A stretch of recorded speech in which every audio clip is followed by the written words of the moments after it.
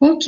dia mamerina ny fiarahabanantsika rehetra izay tonga manatrika an'izao takalo-hevitra andian'ny fasiva izao androany na ato anatin'ny Google Meet izany na koa izay mijery mivantana ao amin'ny pejy Facebook-ny Transparency International Initiative Madagascar. Faly mandray anareo izay androany an-ketaka-andriana Rafitosaona anarako ary talepana tanteraka ato amin'ity eto Madagasikara. Izahay moa araka ny efa fantatrareo dia miantsehatra ao anatin'ny ady amin'ny kolikoly fa ihany koa amin'ny fampisiana ny mangarahara eo amin'ny sehatr'asa rehetra. Dia izay indrindra no manentana anay hanolotra anareo an'ity takalo-hevitra ity androany, izay miompana indrindra ny hoe ahoana ny fomba fampisiana mangarahara bebe kokoa sy ny fandraisana anjaran'ny mpiantsehatra rehetra ihany koa anatin'ny ataontsika hoe étude d'impact environnemental et social. Tsy hitako loatra moa izay tena andikana azy amin'ny teny malagasy satria somary efa voambolana raikitra ihany izy io ka dia ialana tsiny. Dia izahay moa miasa ihany koa amin'ny ady amin'ny kolikoly izany ao anatin'ny fikirakirana rena kibon'ny tany rehetra dia izay zavatra izay no mitondra anay nanamboatra izany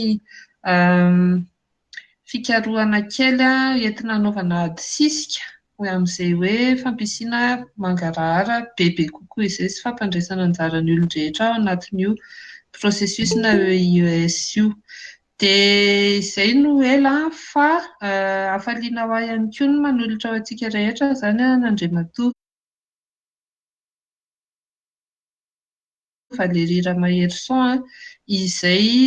chargé de projet minier vaovao ato amin'ny Transparency eto Madagasikara izany. Ka i Valérie no hanolotra antsika amin'ny teny fohy ireo atao hoe tolo-kevitra avy aty aminay izany entina hiatrehana an'izao fanavaozana ny décret Messier satria izay moa izany ny contexte tena hoe hanaovana an'ity takalo-hevitra ity. Misy ny asa efa mandeha dia mba mitondra ny anjara birikinay izany izahay ao anatiny. Dia rehefa avy manolotra an'izay tolo-kevitra vitsivitsy izay Valérie dia hafaliana ao anay ihany koa ny mandray n'Andriamatoa Clément Rabenandrasana. Izy moa no talepana tanteraka ao amin'ny OSINA, Organisation de la Société Civile sur l'Industrie Extractive ihany koa, izay aneho ny heviny mikasika an'ity fanavaozana ny décret Messier ity sy hitondra sosokevitra avy amin'ny OSI ihany koa.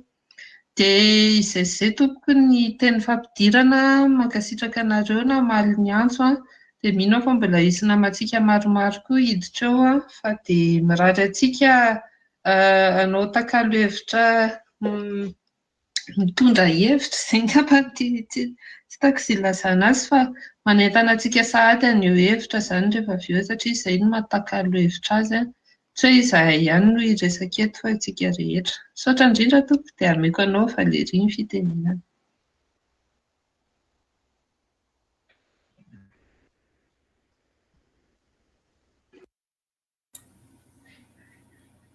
Ie, misaotra betsaka ny ketaka-andriana nanome fitenenana. Mba omey fotoana kely azafady hanapoitra an'ity PowerPoint kely izay namboariko mahakasika an'ity présentation androany ity. Vetivety kely fotsiny.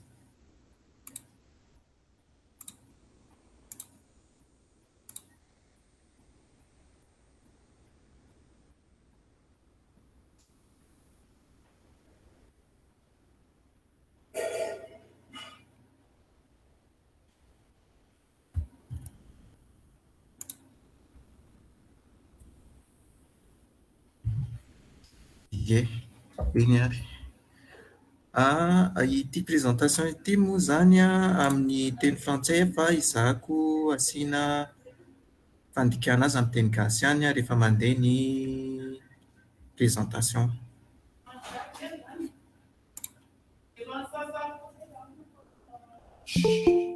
Ie, eny ary. Ny thème-ntsika androany moa izany dia ny participation et transparence améliorée dans le processus d'étude d'impact environnemental et social à Madagascar. Misy contexte kely vitsivitsy moa zany nahatonga anay nanao an'ity fanadihadiana ity a. Voalohany Madagascar fait partie des rares régions du monde qualifiées de méga divers. Zany hoe manana diversité betsaka zany izy ao amin'ny tsika aty Madagascar. Cette richesse offre une grande opportunité d'investissement au pays. Cependant, la convoitise des investisseurs exercerait une pression fatale sur la biodiversité biologique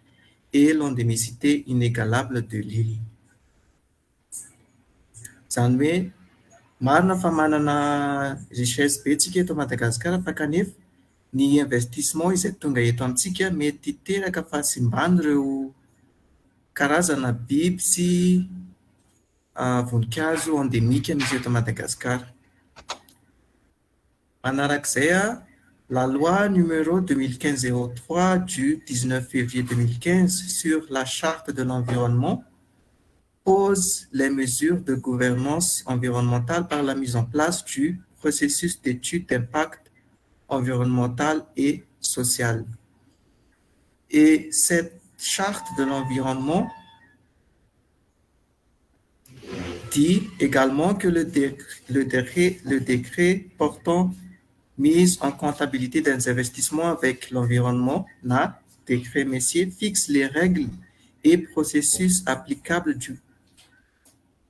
et les procédures applicables du processus d'étude d'impact environnemental. Cependant, le dispositif posé par le décret Messier n'est plus à jour parce que ce décret est daté de 1999, modifié en 2004. Ce décret n'est plus à jour, mais aussi n'est plus, disons, tsy manaraka intsony ny enjeu vaovao izay amin'izao contexte misy antsika izao. Avadikely amin'ny teny gasy ny charte de l'environnement 2015-03 no mametraka ny fomba fandrindrana ireo harena voajanahary ireo dia io charte de l'environnement io ihany koa mametraka ny décret Messier, mametraka ny fepetra rehetra amin'ny fomba ahoana ny hanaovana ny étude d'impact environnemental. Kanefa io décret Messier io izay tamin'ny 1999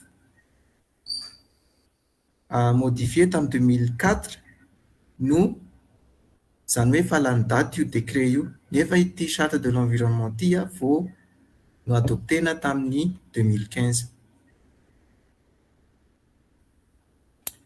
Pour ces différentes raisons, le décret Messier doit par conséquent être réformé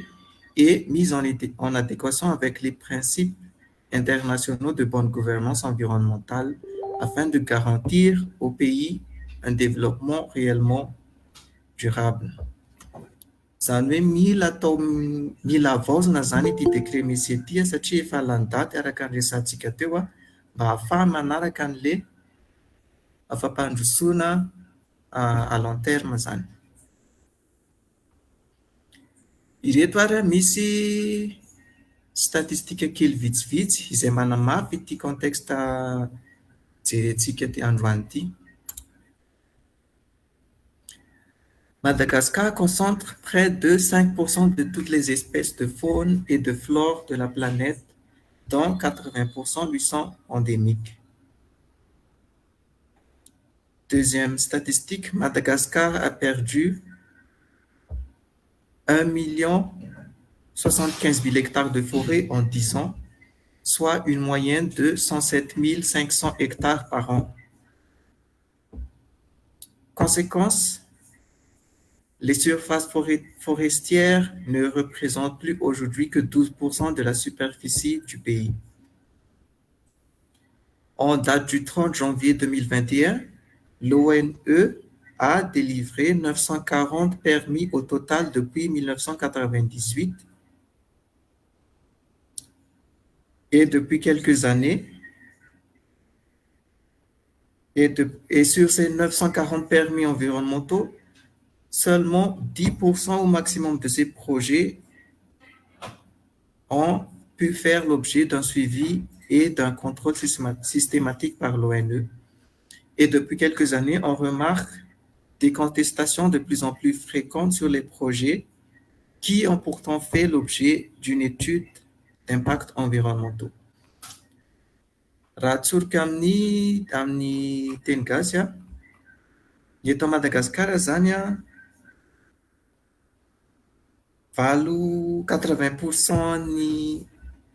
zava-maniry sy ny biby misy eto Madagasikara dia endémique avokoa, izany hoe izay tsy misy afa-tsy eto Madagasikara. Ary ny espèce rehetra, ny biby sy ny voninkazo misy eto Madagasikara dia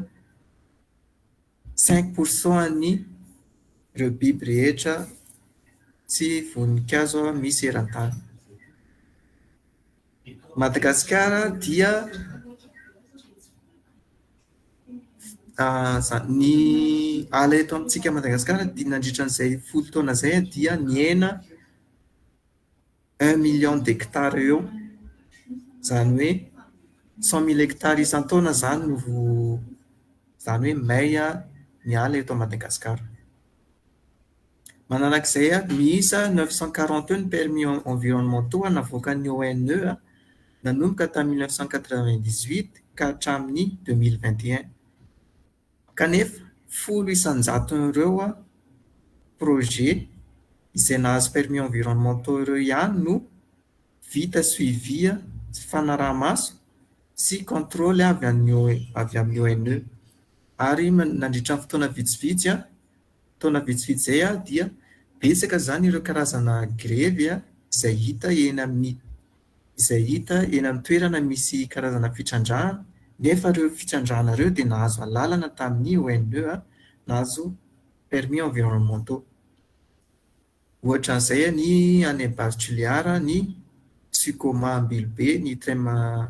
Trem Ambanja, etc. etc. Alohan'ny hidirantsika amin'ireo failles na ireo lacune izay hitantsika eny amin'ny décret Messia dia hanome karazana définition kely zany mahakasika ny étude environnementale.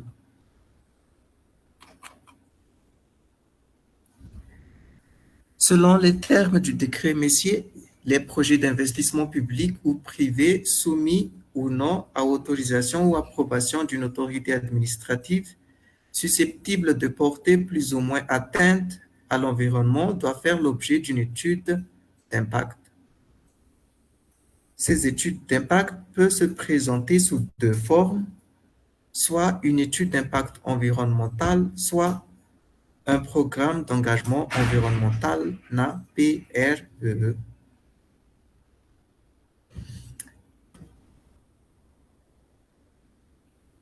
L'étude d'impact environnemental, ou EIE, relève des activités en article 4 du décret Messier. Je donne quelques exemples. Des implantations, modifications d'aménagement ou ouvrages des travaux situés dans les zones sensibles, par exemple mangroves, forêts tropicales. L'étude d'impact environnemental s'applique également aux activités figurant dans l'annexe 1, comme par exemple la construction de routes, voies ferrées, extraction minière mécanisée, l'extraction de pétrole, de gaz, etc. L'étude d'impact environnemental s'applique également aux ouvrages et travaux susceptibles d'avoir des conséquences dommageables sur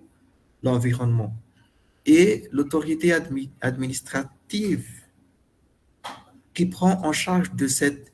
étude d'impact environnemental est l'Office national pour l'environnement. Par contre, le programme d'engagement environnemental s'applique à tout projet d'investissement listé en annexe 2 du décret Messier, par exemple celui d'un barrage hydroélectrique sur une surface entre 200 hectares à 500 hectares, ou également quelques extractions artisanales, etc. Et ce programme d'engagement environnemental est suivi et mis en œuvre par les cellules environnementales du ministère sectoriel.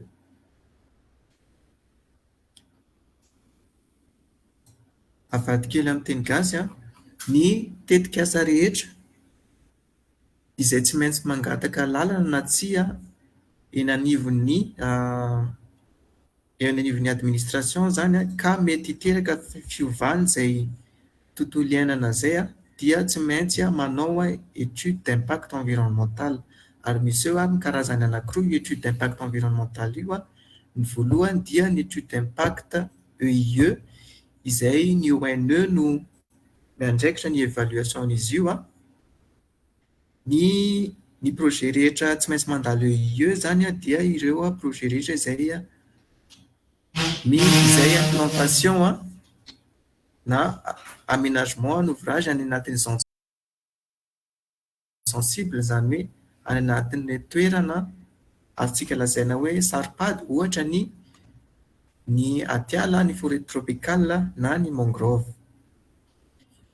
Ny karazana activité ohatra ny fanamboarana lalana koa, ny fanokafana lalana, fanamboarana lalam-by, ny fitrandrahana harena kibon'ny tany toy ny mine pétrole izay mila mampiasa machine zany dia tsy maintsy mandalo ny étude d'impact environnemental avokoa. Dia ireo projet rehetra izay mety hiteraka na mety hampiova ny environnement eny amin'ny toerana misy eny amin'ny toerana anaovana le projet dia tsy maintsy mandalo étude d'impact environnemental. Ny aty ambadika koa ny projet d'engagement environnemental dia ireo projet rehetra toy ny ohatra hoe ny barrage hydroélectrique izay eo amin'ny izay mibahana toerana eo amin'ny 200 ka hatramin'ny 500 hectares eo na ireo karazana fitrandrahana artisanal zany na fitrandrahana harena kibon-tany artisanal. Dia ny cellule environnementale eny anivon'ny ministère no miandraikitra io programme d'engagement environnemental io.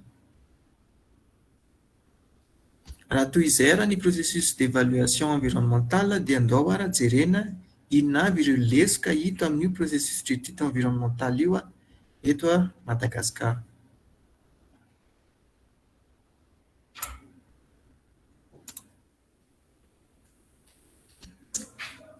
Alors, passons aux failles du processus EIE à Madagascar. Premièrement, le décret Messier ne prend pas suffisamment en compte les impacts sur le plan social dans la mise en œuvre du processus d'étude d'impact environnemental.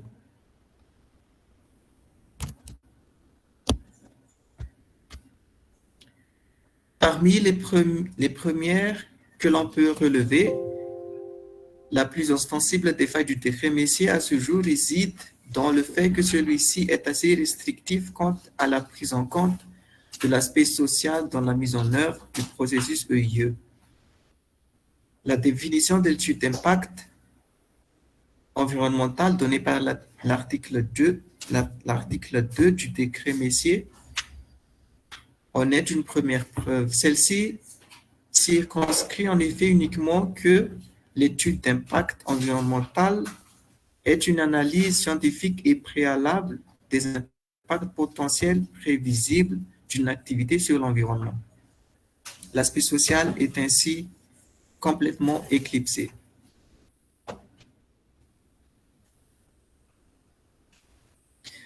Cette lacune du décret Messier est pourtant en contradiction avec les dispositions de la Charte de l'environnement.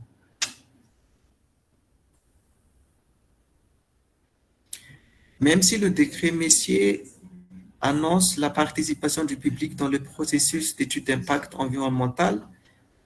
dans la pratique,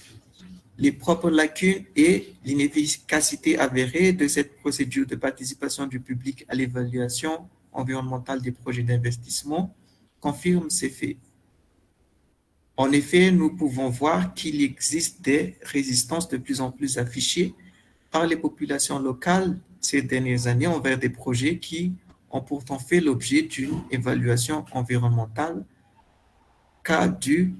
Swamahan et des projets BAS, Tuliar, Tremamban, Sokuma Bilobe, et etc. Ny lesaka voalohany hita zany dia ny décret Messier dia mametraka ny famaritana ny étude d'impact environnemental sahala amin'ny hoe karazana fanadihadiana ara-siantifika ihany an'izay an'izay impact mety hiseho eo amin'ny tontolo iainana zany. Zany hoe ilay resaka sosialy zany tsy tafiditra ao amin'ny famaritana ilay étude d'impact environnemental. Dia manaraka izay na dia miteny ara io décret Messier io fa mandray anjara ny mponina na ny publika amin'ny fanaovana étude d'impact environnemental io dia hita fa ohatrany tsy mipetraka ara-dalàna io fandraisan'ny mponina anjara io satria misy amin'izao karazana le tenentsika teo aloha teo karazana grevy zany mipoitra etsy mandritra fotoana nandritran'izay taona vitsivitsy izay misy karazana grevy zany eny anivon'ny mponina eny an-toerana mahakasika an'ireo tetikasa fitrandrahana izay nefa nahazo alalana avy amin'ny ONE izay.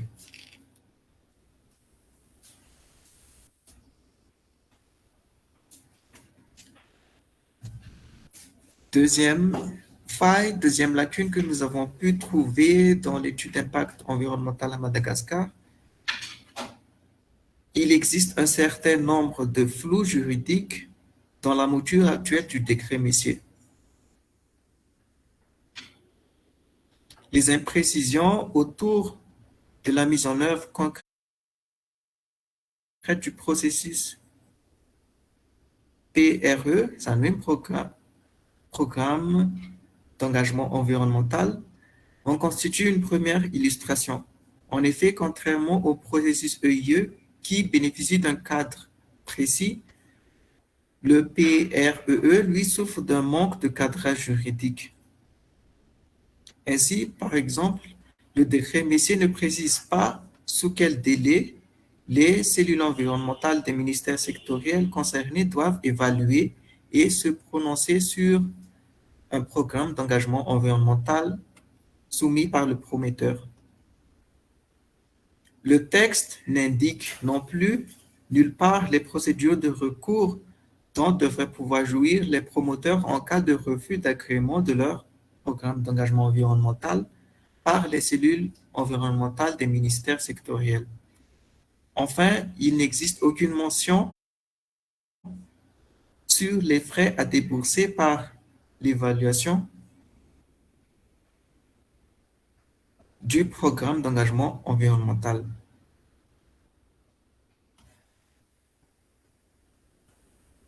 Troisième faille que nous pouvons voir dans le processus EIE, un certain nombre d'acteurs majeurs de la société sont laissés de côté par le décret Messier dans le cadre de la mise en œuvre du processus EIE. En effet, le processus Messier tel qu'il est aujourd'hui reste muet sur la place que doit tenir la société civile, les organisations communautaires ou encore les bureaux d'études spécialisés dans le processus d'évaluation environnementale. Pourtant, la charte de l'environnement actualisée inclut le secteur public, le secteur privé, les sociétés civiles, les communautés villageoises et la population générale dans le cadre de la gouvernance environnementale. Quatrième faille que nous avons pu retirer du processus EIE, le mécanisme actuel de financement des procédures de suivi et évaluation du processus EIE n'est pas conforme aux exigences de la bonne gouvernance environnementale.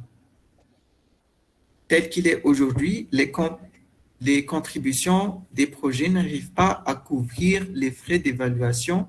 le suivi et le contrôle exigés tout au long de leur cycle de vie. Comme nous l'avons vu précédemment, l'ONE n'a pu faire le suivi et l'évaluation que 10% des projets ayant bénéficié de permis environnementaux actuellement. Cinquième lacune que nous avons pu trouver dans le décret Messier, les sanctions édictées dans le cadre du processus EIE ne sont pas suffisamment dissuasives ni transparentes.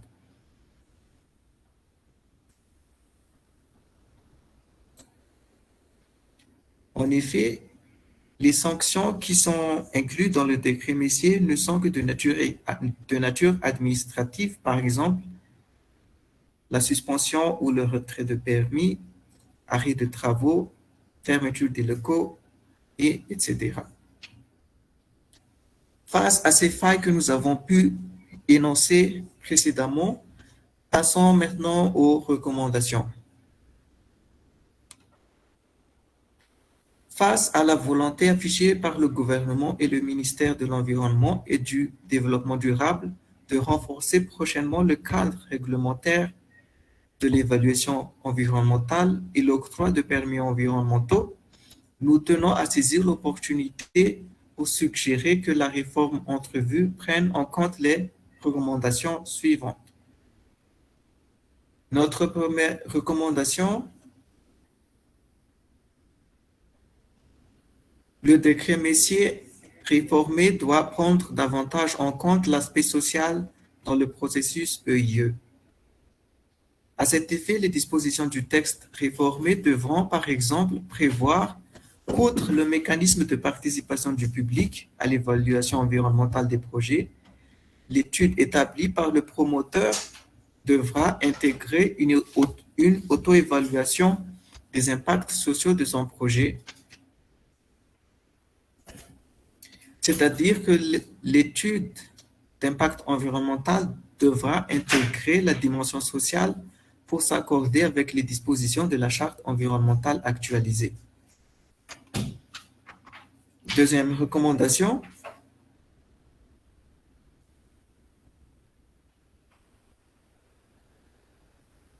la réforme annoncée devra également prévoir une mise à jour des textes d'application du dit décret. Il s'agit notamment de l'arrêté numéro 6830-2001 du 28 juin 2021 fixant les modalités et les procédures de participation à l'évaluation environnementale. Celui-ci devra prévoir une implication des organisations des sociétés civiles dans la diligence des différents modes de participation du public au processus d'évaluation environnementale afin de garantir la transparence et l'efficience. Il s'agit également de l'arrêté numéro 4355 par 97 du 13 mai 1997 portant définition et délimitation des zones sensibles qui doit faire l'objet d'une réactualisation au regard des réalités contemporaines. Cette réactualisation devra être menée de concert avec les personnes ressources et autres institutions spécialisées en la matière, notamment les chercheurs issus des universités, les centres de recherche.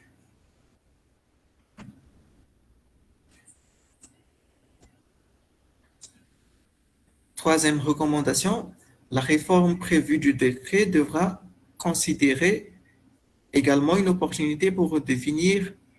avec plus de détails les processus de programme d'engagement environnementaux. Ainsi, les réformes apportées devront par exemple prévoir les modalités de droit commun pour la mise en œuvre du programme d'engagement environnemental, les délais de traitement des dossiers par l'administration et les recours envisageables, ainsi que les montants de droits à acquitter par les promoteurs du projet. Quatrième recommandation, la réforme devra aussi accorder un rôle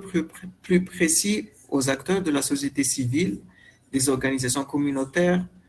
ou encore les bureaux d'études impliqués dans le processus d'évaluation environnementale. En ce qui concerne la société civile, par exemple, la réforme annoncée pourrait être une opportunité de consacrer son rôle de garant de la transparence des procédures et d'éduquer le public. En ce qui concerne les organisations communautaires, en amont, il s'agit de mieux cadrer leur implication dans la problématique de la participation du public aux évaluations environnementales et en aval, de réfléchir à la manière dont elles pourraient concourir au suivi des projets, puis au prononcé des éventuelles sanctions contre les promoteurs. Enfin, dans le cadre du bureau d'études, la réforme constituera une opportunité de mettre en place des standards d'intervention précis et harmonisés. Cinquième recommandation,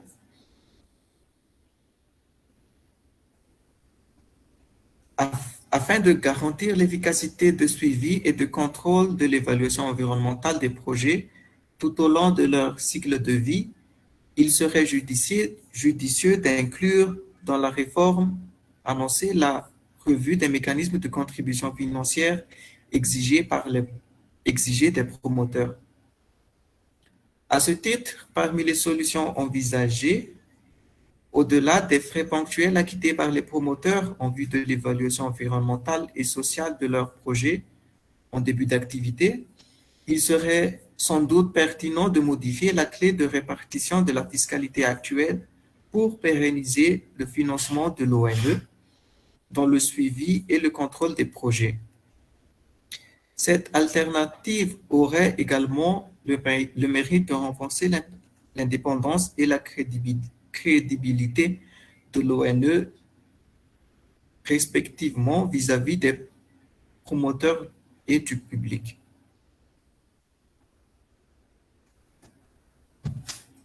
Sixième recommandation, en termes de sanctions, la réforme annoncée sera l'opportunité de renforcer le cadre dissuasif de celle actuellement prévue. Ainsi, outre la suspension ou le retrait de permis, la fermeture des locaux et les injonctions diverses, il serait judicieux de prévoir, par exemple, la possibilité pour l'administration de demander une confiscation des biens auprès des juridictions nationales compétentes. Également, le chantier de la réforme devra constituer une opportunité de repenser la proportionnalité des sanctions applicables. Cela permettrait d'échelonner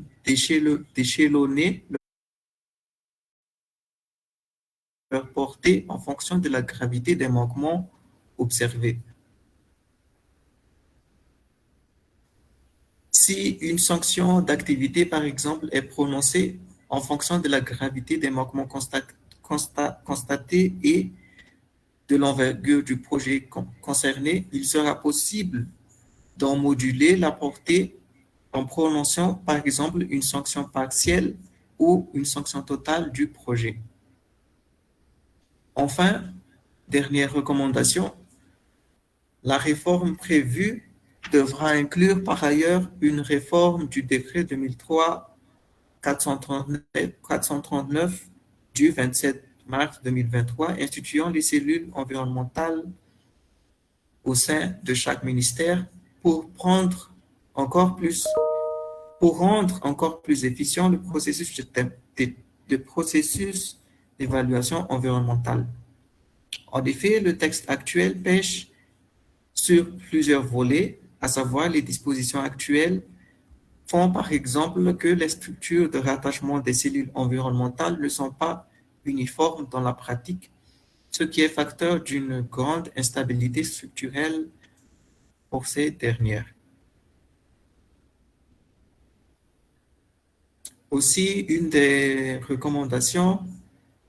c'est de retoucher la loi 2015-03 portant charte de l'environnement Et à défaut, le décret Messier devra être érigé en loi au lieu d'être un simple texte réglementaire. Alors, j'arrive au terme de ma présentation. Je vous remercie de m'avoir écouté et nous sommes prêts à recevoir vos commentaires et vos questions. Ia, mankasitraka indrindra Valeria amin'izay fanoloran-kevitra izay a. Hitantsika teo moa izany ireo ataoko hoe rekomandation avy aty amin'ny transparency eto Madagasikara mikasika ny fanavaozana an'ity décret Messier ity a, mba hampisy an'izay hoe mangarahara bebe kokoa izay ao anatin'ny sehatry ny étude d'impact environnemental. Dia rehefa izay no izy dia alohan'ny hidirantsika amin'ny fanontaniana aloha dia omentsika ny Clément ny fitenenana. Clément izay talepana tanteraka avy eo amin'ny OSI araka ny nolazaiko teo. Anao ara ny sehatra Clément, inoko fa betsaka koa ny zavatra azonao lazaina mikasika an'ity décret Messier ity sy ny fomba azontsika hanatsarana azy.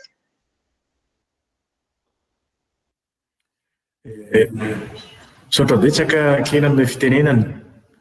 Fa ilay voalaza teo moa zany Clément Rabenandrasana, sekretera mpanatanteraka ny OSCE izay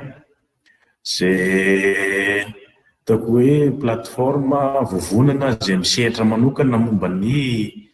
fanatsarana ny fitantanana ny harenan-kibon'ny tany sy ny solika eto Madagasikara.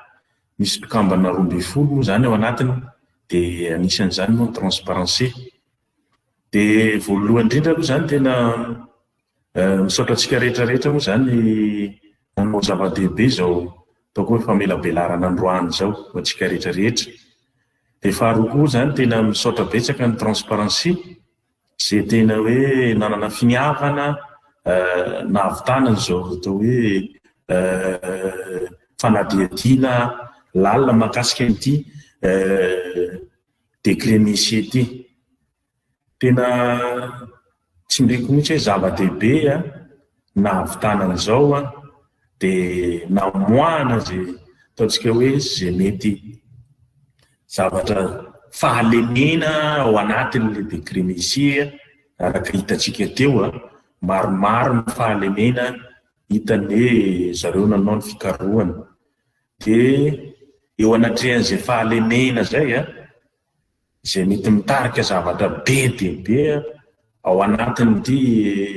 ataontsika hoe fampiasam-bola eto Madagasikara dia nanome ny ataontsika hoe fanomezana koa izy hoe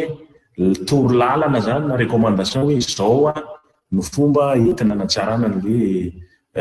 didim-panjakana moa zany izy io tena marina. Tena zava-dehibe izy io. Ny maha zava-dehibe anazy somary iverenako kely fotsiny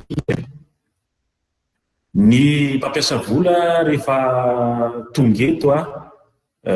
raisiko manokana momba ny resaka tontolon'ny harenan-kibon'ny tany sy solika. Tonga eto izy amin'ny fikarohana, vita amin'ny fikarohana dia eritreritra lalindalina izy hoe hitrandraka dia mangataka fahazahoan-dalana hitrandraka izy. Nefa raha vao tena hitrandraka izy tsy afaka hirosy mihitsy izy raha tsy manana an'ilay fanomezan-dalana ara-tontolo iainana. Dia izay fanomezan-dalana ara-tontolo iainana izay nefa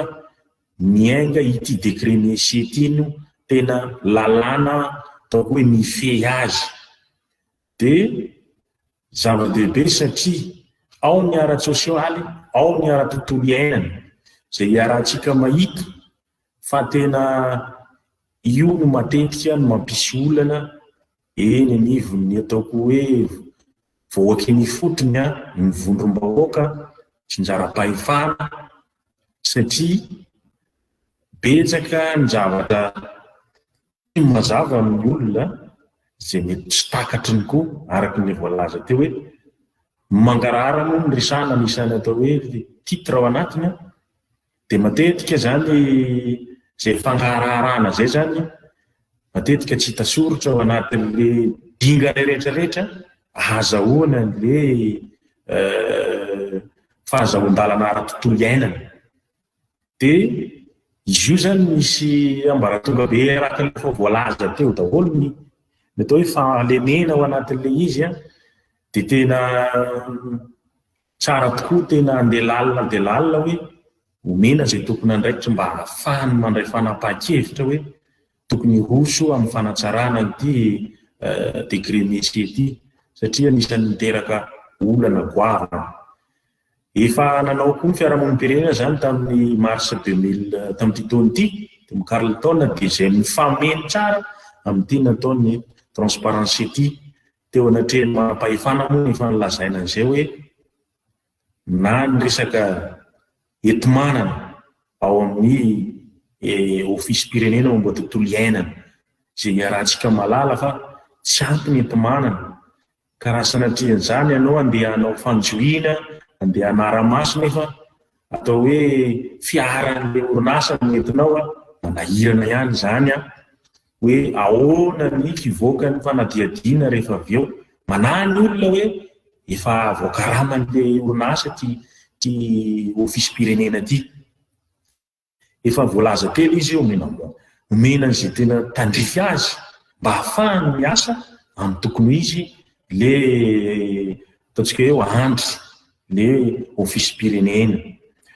Dia verina amin'ilay any fotony a, dia tena tokony omena lanja bebe kokoa araka ny efa voalaza teo hoe le olona any fotony mba hahafahany tsara tena maneho ny etaetany, mba mitondra ny sosikevitry, mba tsy siny any rinany izay mety ho fanemenana, izay mety ataontsika hoe fanoerana n'ilay tetikasa. Ny fiarahamonim-pirenena tsy maniry mihitsy hoe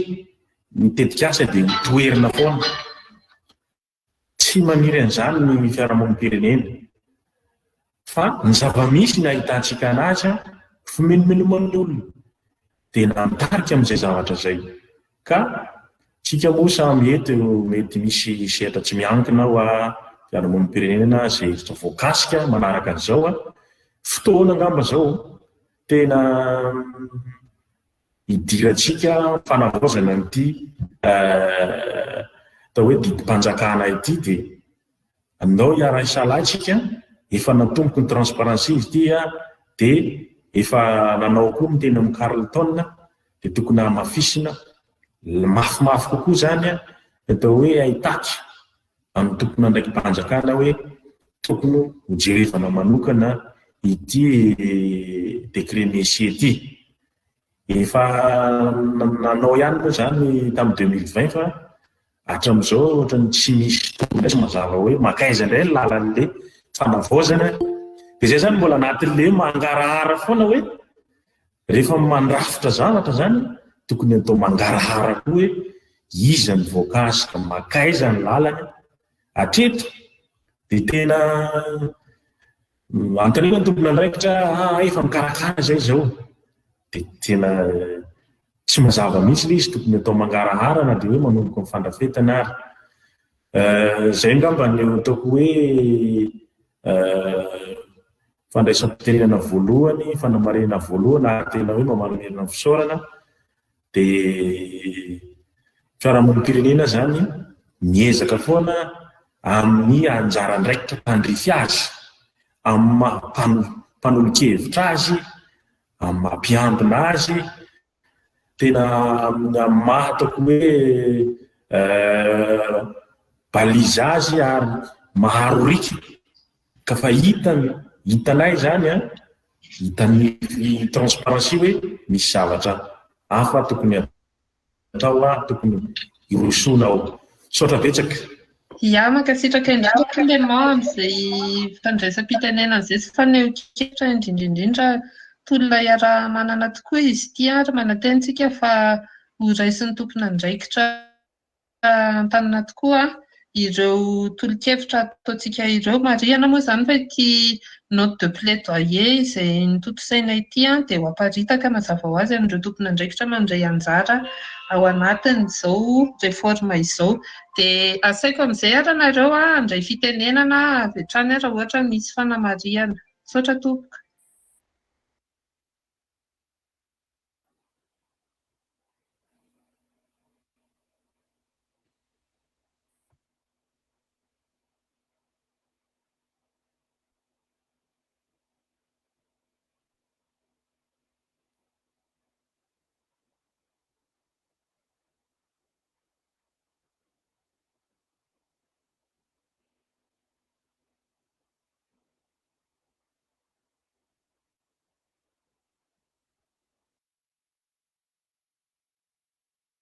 Asaintsika rehetra mba handray anjara izany ahoana ny fahitanareo an'ilay zavatra nambara teo, tsy haiko hoe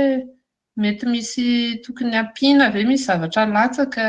Léonie, bonjour Léonie, misokatra ny micro.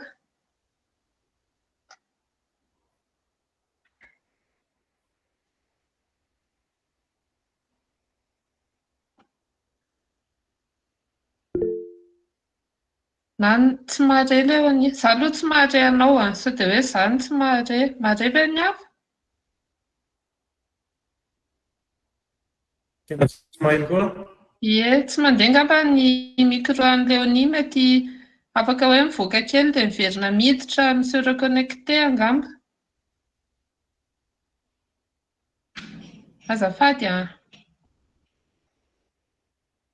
Ie, raha ohatra ka misy manana fanehoan-kevitra hafa mandra-piveriny Léonie, hitako eto koa i Corinne avy eo amin'ny CNPE ianareo anisan'ny tena miantsehatra tao anatin'ny fanaraha-maso ny tontolo iainana sy ny adisisika amin'izay hoe fanajana ny lalàna koa. Tsy haiko hoe mety misy zavatra contribution afaka hoentinareo ve ao anatin'izay fanatsarana izay. Miaraba indray. Ia, bonjour Corinne. Oui, miaraba ke. Miala tsia fa somary taratara fa ny namana Jaomanana nefa tonga teo alohaloha angambany. Fa mezaka manaraka an'ilay izy ihany dia mirebondira angamba rehefa avy eo.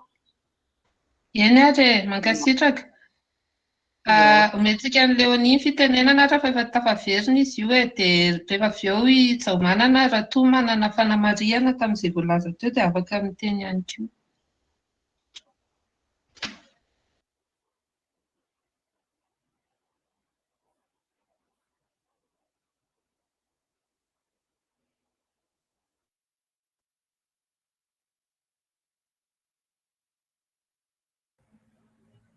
Miaraba antsika rehetra, marevy ianareo? Ie, mahare tsara Léonie, salama e. Maheno. Ia, salama daholo. Ia, fa miaraba antsika rehetra dia misaotra ny Transparency International mikarakara an'ity fanehoan-kevitra fifanankalozana ity. Léonie no anarako mirepresenteny ataon'ny secteur énergie eto. Dia misaotra betsaka Valérie tamin'ny famelabelarana teo. Ny angamba retour sur le terrain no partageko kely hoe marina hoe tsy dia tena voajery tsara foana le ataontsika hoe ny olona ao anatin'le izy fa matetika resaka ohatran'ny hoe lasa approche technique ahoana ny faran'ity ataontsika hoe version iray ity satria maha secteur énergie anazy dia hoe mikitika barrage hydro sy ny ohatra anao barrage hydro zany ny resaka matetika. Fa nefa ao anatin'le izy le approche nantonana an'le olona angamba ny hoe tsy ampy fa miezaka ihany ao anatin'le izy hoe tsy mazava tsara ao anatin'le lalàna hoe tafiditra ny social ao anatin'le izy fa ianao manko ane vao hikitika toerana anankiray dia efa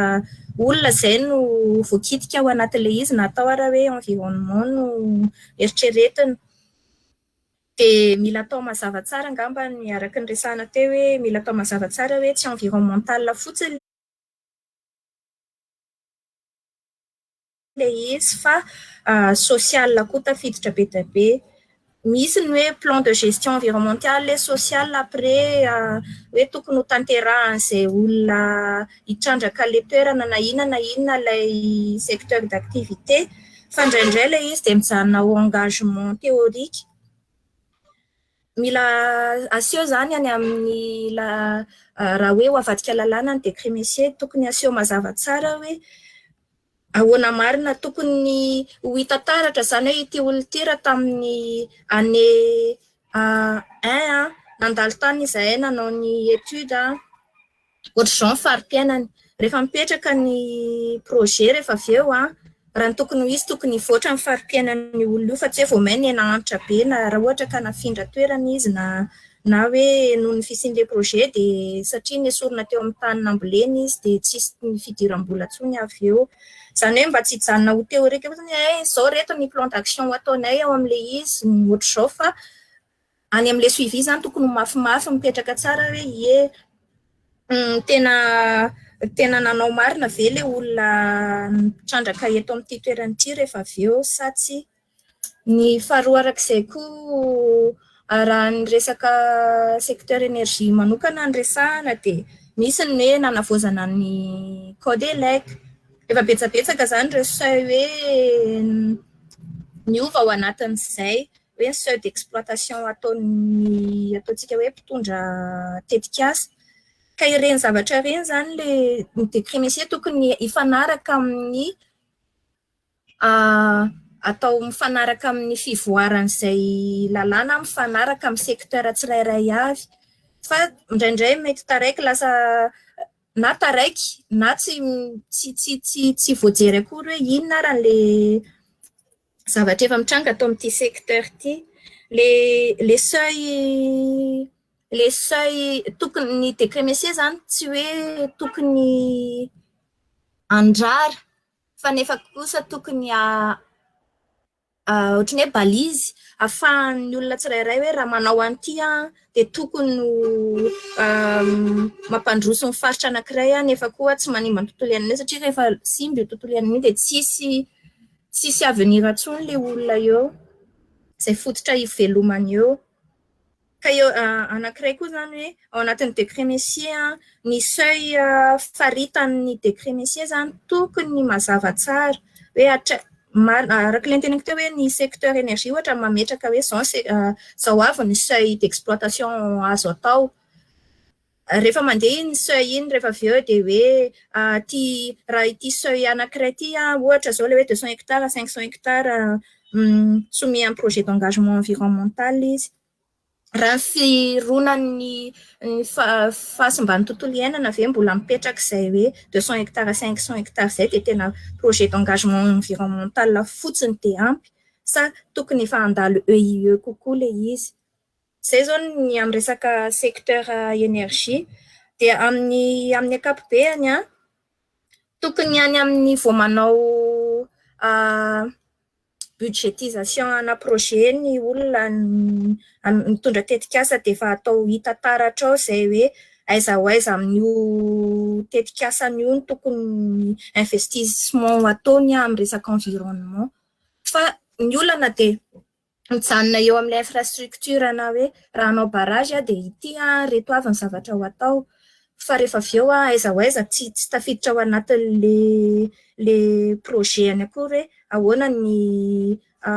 amerenako ny zavatra nikitiako teto, ahoana ny investissement social eto, ahoana ny ohatr'izay tsy ampy zany izay zavatra izay ka tokony any anatin'le décret apetraka zany tokony mazava tsara hoe any amin'ny voalohany ny olona izay hitondra tetikasa dia efa mazava tsara fa tafiditra ao anatin'ny budget d'investissement any considération ny mesure amin'ny resaka environnemental rehetra. Manaraka an'izay koa raha resaka fitrandrahana renakibon'ny tany ho anahy manokana zao hoe tsy mahafantatra hoe inona le atao hoe fitrandrahana artisanal, inona ny fitrandrahana manomboka amin'ny fitrandrahana aiza ny manomboka ny atao hoe fitrandrahana tokony handalo EIE. Marina hoe voalaza fa any amin'ny zone sensible sy ny ohatr'izany fa to Madagasikara efa presque zone sensible vao mikitika toerana anankiray fotsiny ianao hoe lalana anankiray gokana andeha hitandraka volamena le olona dia efa goka be iny dia efa déclenché any fitrandrahana artisanal ve izay sa hoe fitrandrahana ataontsika hoe efa ngeza satria ilay impact le izy rehefa avy eo. Ohatran'izany zao RN5 efa 4 taona aty aoriana mbola tsy tafaharina mbola EIE tamin'ny 2000 année 2000 tany natao nefa mandrakity ny androany mbola tsy hita hoe inona ny mesure niraisina namerenana ny fitrandrahana ny volamena natao tao an-daraina. Hatramin'izao nefa lavaka mitoetra eo ihany sy misy be dia be zany impact le izy nefa ny etom-boany dia artisanal. Ohatrohatr'izay ngamba ny hevitro fa ino aho fa manana sosikevitra hafa ny olona somary manao aller-retour kely fa araka ny zavatra hita eny amin'ny terrain sy ny hoe zavatra hita amin'ny fampiasana ny décret messier no lazaiko teo. Dia ny décret messier koa moa zany raha ny amin'ny secteur énergie dia efa tsy mipasse tsony ho an'ny bailleur. Efa raisiny efa ohatrany hoe obsolète ngamba filazana azy. Dia sy hoe tsara mihitsy ilay izy no hoe avaozina amin'izay fa ny tiako fantatrako hoe aiza marina moa zany zao ilay fanavaozana izay araka ilay nitenen'ny Clément satria dia tena tsy araka tsony hoe aiza quel niveau zany zao ilay fanavaozana izay satria tsy araka tsy fantatra tsy mazava tsy hita taratra hoe ay sa hoe ama secteur samy ministère ihany ve concerné eo nefa raha ministère rery no invitenao amin'ny échange anatsarana an'ireny tsy voatery ho voafehy amin'ny ministère ilay izy. Tsotra betsaka. Ia, mankasitraka indrindra Léonie amin'izay fizarana izay marina tokoa efa tena obsolète aloha ilay décret messier zany nefa mbola en vigueur foana izy na izany na tsy izany raha izay mamaky an'ity ilay révision ity dia raha ny zavatra fantatray aloha ary izay namaky anay hoe namoaka an'ilay note de plaidoyer zany hoe manomboka amin'ity volana Jona ity no tena fandrafetana fomba ofisialy an'ilay fanavaozana fa izany hoe tsy haiko Clément raha manana information bebe kokoa noho izay satria izay fotsiny ny fantatray alohany hoe iza sy ahoana tena tsy haiko. Misaotra betsaka koa ny Léonie amin'izay intervention izay. Araka ilay voalaza hoe fampidirana moa ilay naty fa misy alohana maliko le fantanina moa zany le sahana farany teo ho fanatsarana zany le note de plaidoyer dia izay eritreretintsika voalohany amin'le resaka forme zany nahita tamin'le défilement teo moako zany mitentsika x hectare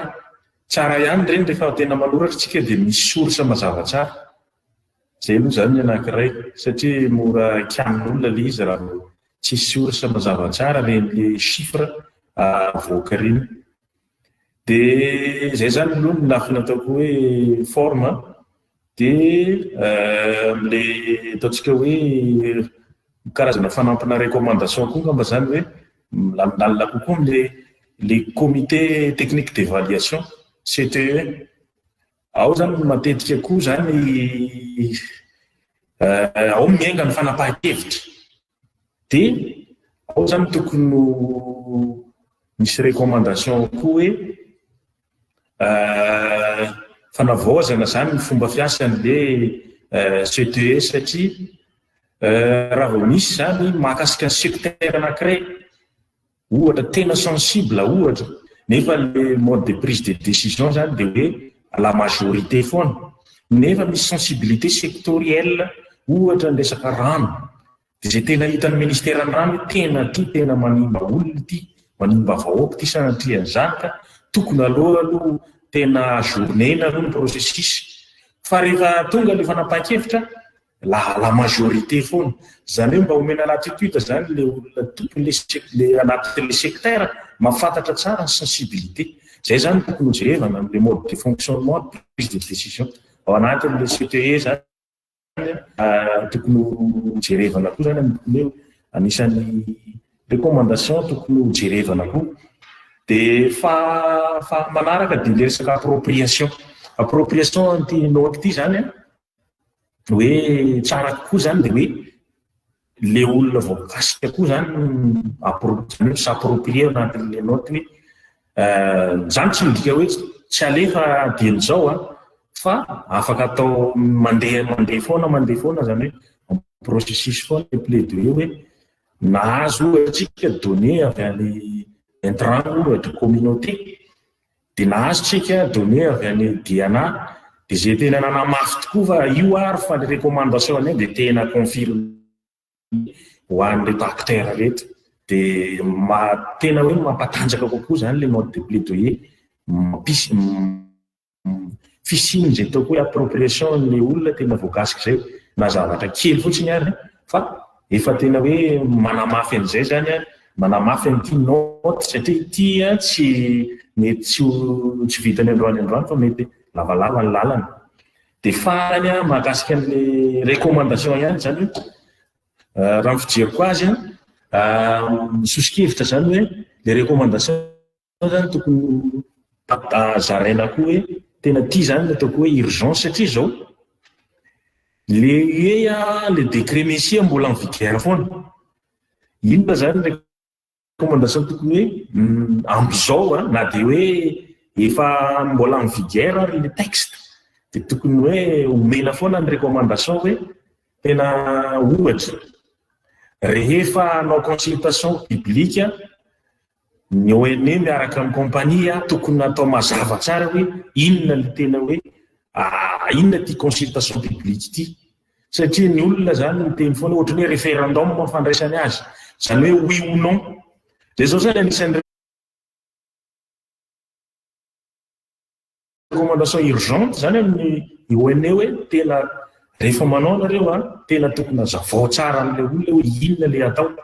inona le voalaza le texte, tsy référendum le izy fa tena hoe fakakevitra rehetra fifangaroana zany zay zao anisan'ny recommandation hoe urgente zany tokony mena zay voakasika rehetrarehetra. Dia lefa plus ou moins fa moyen terme long terme zany le mahakasika an'le fanovana texte reo zany ngamba nisosokevitra mahakasika amin'le recommandation sy le forme niresahana teo. Dia le fanontaniana niresahany teo dia hoe vao omaly aloha resaka tamin'ny ONE ary insisteko mafy mihitsy aiza ho mahakasika an'le resaka fanavaozana ny décret Messia ity tena mbola iverina anatiny zay zany le mampalahelo izy hoe le zavatra efa natao rehefa miova le mpitantana dia averina ny voalohany ray olona le processus fa tena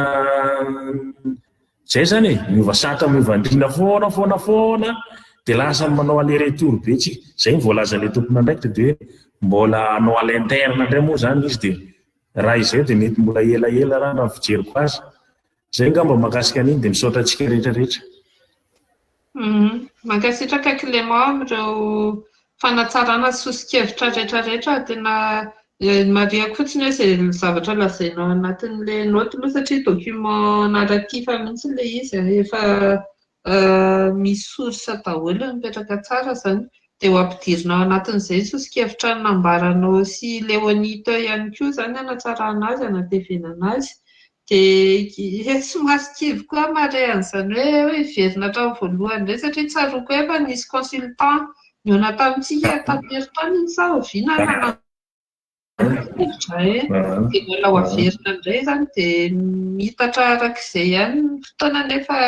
araka ny tenen'ny Léonie teo efa tsy éligible tsy miantra intsony eo amason'ny bailleur ty zavatra ty tsy hoe sanatria ho an'ny bailleur ny anaovantsika azy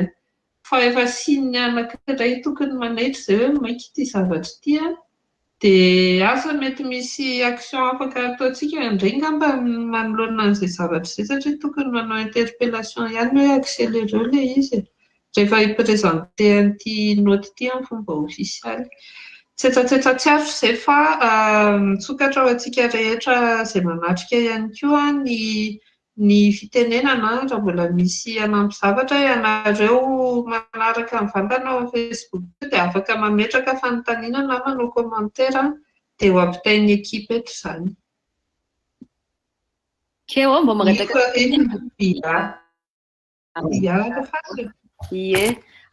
ity moa zany somary tranga fanararoatra ihany le décret Messia marina fa ela tokonkoa le izy no resahana fa mandrakandroany sisy valiny. Amiko an'le tenin'ny Clément teo manamafy eo ihany koa zany isika OSN amin'ny ONE zany hoe tokony manao ina moa zany stratégie antsika au niveau ny ministère ny anankiray fa ny tena mitazona la clé au ministère fa ny ONE zany sahala ohatran'ny hoe manara-dreny raha fahazahoana le resaka tany satria voatsela koa zay nangataka an'izay hoe aza dimo ny consultation rehefa mandeha le décret Messia satria ohatry nanginginy. Ny anankiray faharoa somary efa natsipina ihany manomboka ohatran'ny hoe ina moa zany manomboka lancena koa zany le resaka évaluation environnementale sociale stratégique satria iny ao en amont zany hoe tout ce qui est projet, plan, programme sy ny stratégie ary ny politique publique dia tokony miainga avy amin'ilay évaluation environnementale sociale stratégique io.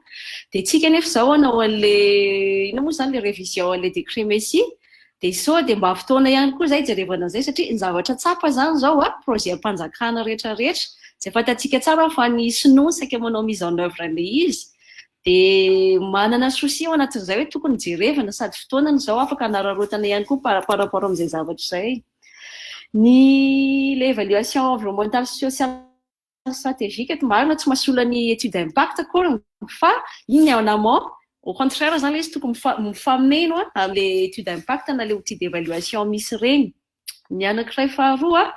ny resaka infrastructure misy asa moa zany izay atao resaka infrastructure durable regny zany mba mitenir compte an'ilay matériaux na ny fomba fampiasana izay tokony efa hoe mijery an'izay tsika satria araka le teleomita hoe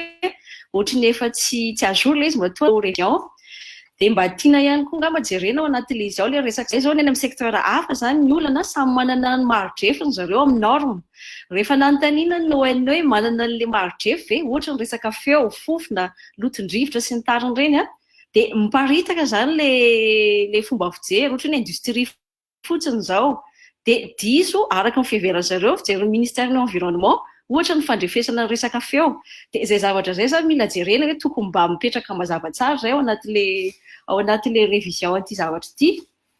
Ny anankiray faharoa ihany koa no resaka traitement na plainte le izy lasa formalité zany hoe misy foana le plainte fa ohatrany ahoana exactement sao dia mba tokony ampidirintsika any anatin'le texte any mikasika an'izay traitement na plainte zay satria any anatin'ireny misy le souci voaray le souci fa ohatrany ahoana le processus tonga hatrany amin'ny te famalina ireny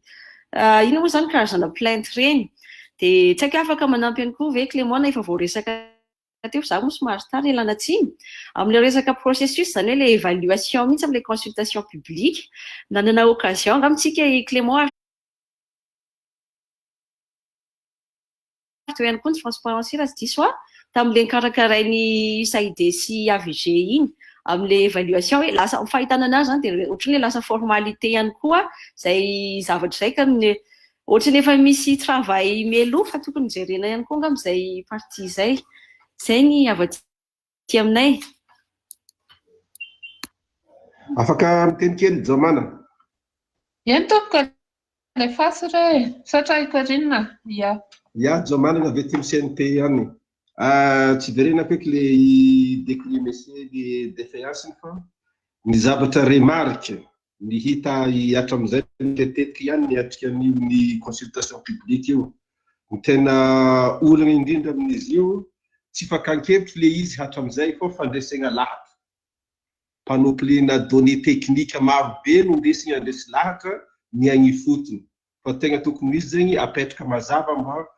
ho fakan-kevitry agny fotony le izy fa tsy fandresen-dahatra ny agny fotony raha zay mipetraka tsara mandeha izy eo ary mba atao tena hisiany participation hatramin'izay ny tokony olona vitsivitsy kely fotsiny mamonjy an'io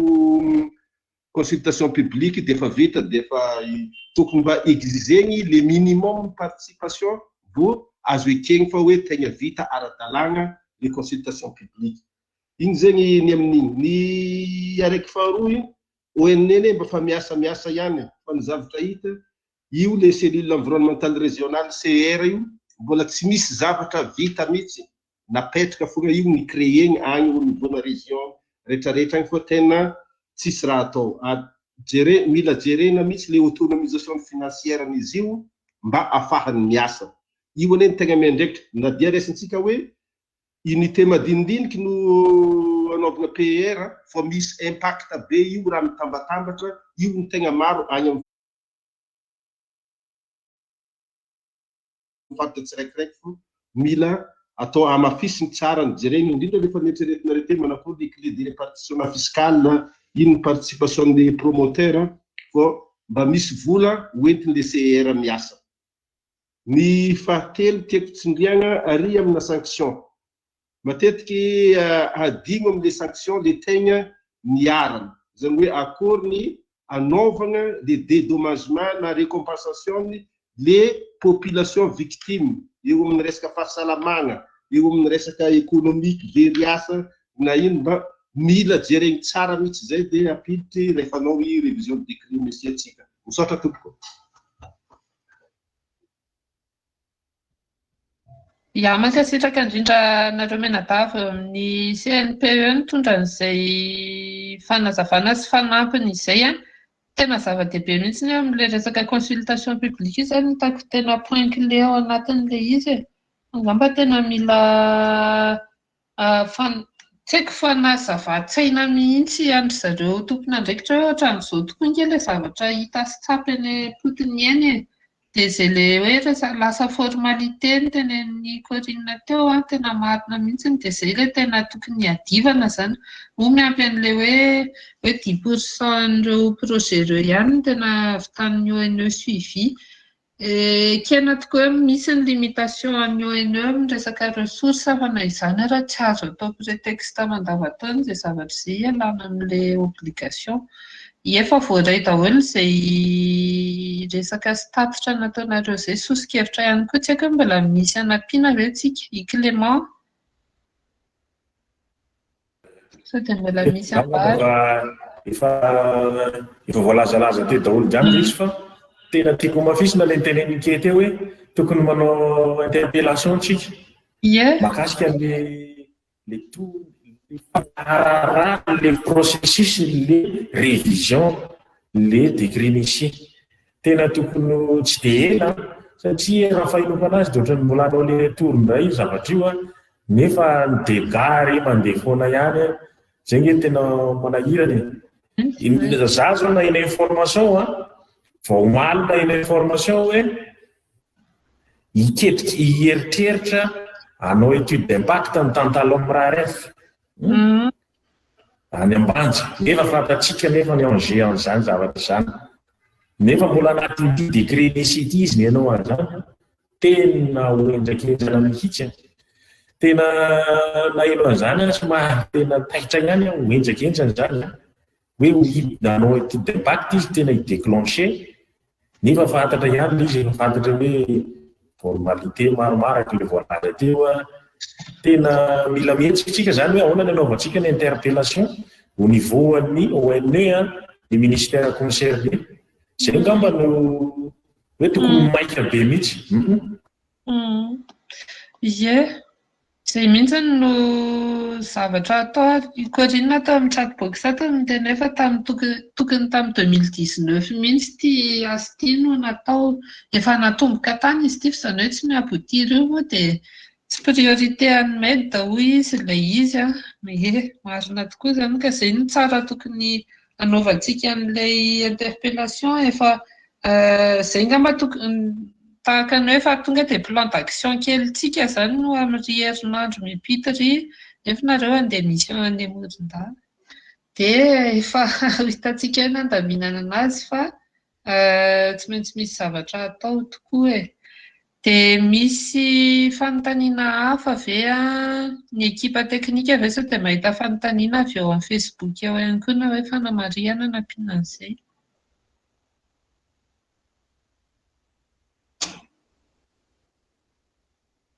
raha toa ka tsy misy intsony raha hoe tsisy hanampy alefa azy koa inona le plan d'action tenen'ny concrètement maninona raha tonga dia mangataka fionantsika amin'ny med ohatra hoe miandry ny fahatongavan-dry Clément amin'ny vity amin'ny semaine ity tsina zareo mandeha dia tonga dia mangataka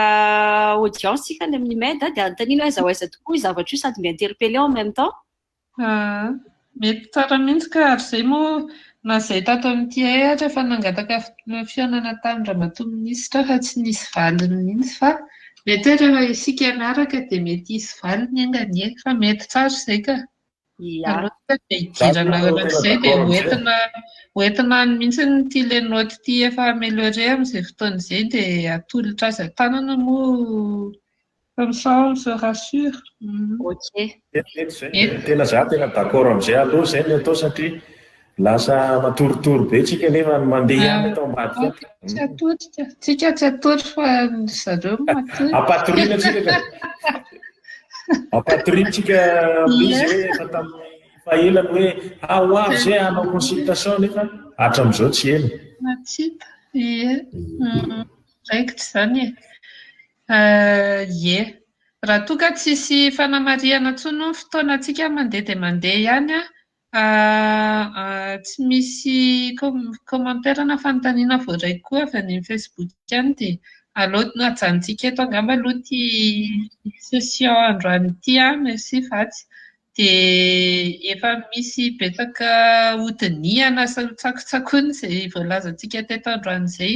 ho amboarinay ho atevenina araka ny resantsika androany ny note de plaidoyer dia efa manana an'izay hevitra hoe eo amin'ny ramatoa minisitra izay zany isika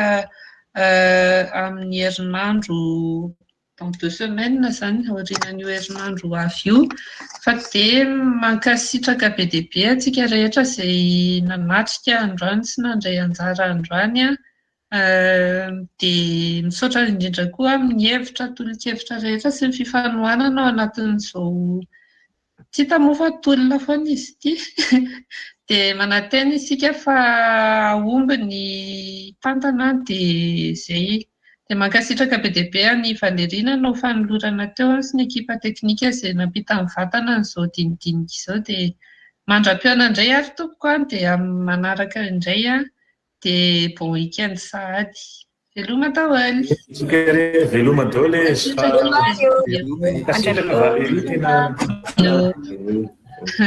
veloma